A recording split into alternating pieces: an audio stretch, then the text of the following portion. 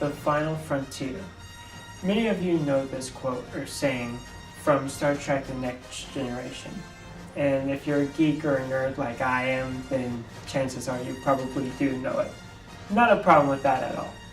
But space really is fascinating. I mean, just look what all that's out there.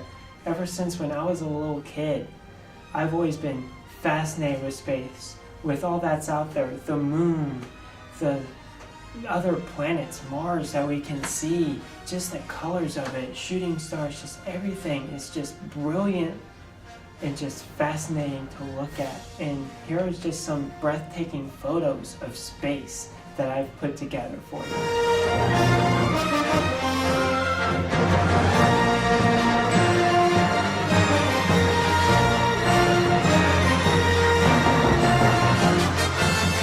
NASA, the ESA, the European Space Association, and there's over 26 of them. There's several of them worldwide, and they've helped us answer these questions that we might not have known how to ask in the past. Like, just look at everything they've found. They found planets, they found stars, they found how these places and planets are formed.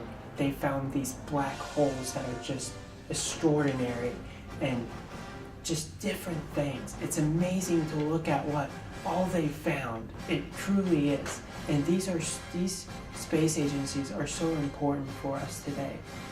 Neil deGrasse Tyson said it best. We need to look at NASA not as a handout, but as an investment. Because as goes the health of spacefaring ambitions, so too goes the spiritual, emotional, the intellectual, the creative, and the economic ambitions of a nation. So goes the future of America. This just goes to show you the gravity of the situation. No pun intended. But NASA, what NASA does is most of their research is going through space exploration. And space exploration is, as much as it sounds, it's like exploring space. But a major key point in the space exploration program that NASA has is trying to find exoplanets. Now, some of you might not know what these are. Exoplanets are planets that are far out in our solar system or in another solar system or galaxy that have the potential to sustain and contain human life, or just life in general. Now, a big part of this is money. These space agencies have to have money. They thrive on money. And what's happening is NASA's budget is about $14 to $15 billion a year. Yeah, that's a lot of money, like a lot of money. But last year alone, NASA was cut $1 billion worth of funding. $1 billion. And they're projected to cut another $1 billion this year. This is amazing.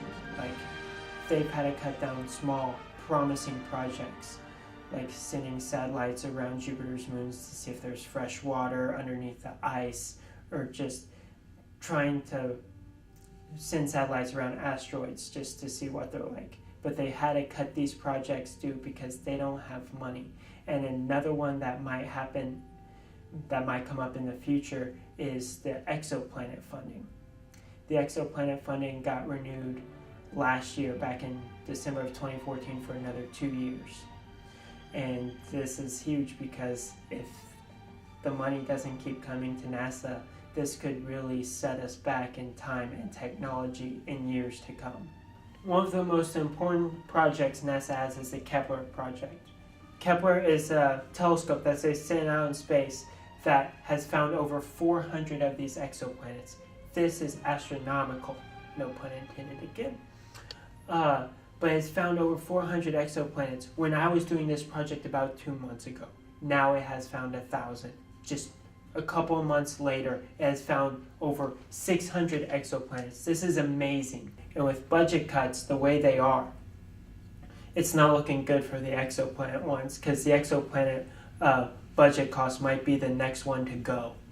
This is why it's important to fund for NASA, because if you fund to NASA, they're going to fund their smaller projects, and the exoplanets is one of their main projects they have. So if you fund for NASA, they will fund for these exoplanets. So some of this might not make a lot of sense right now, so I'm just gonna have a bottom line. If you don't fund NASA, so NASA can't give to these exoplanet research, we won't be able to find aliens.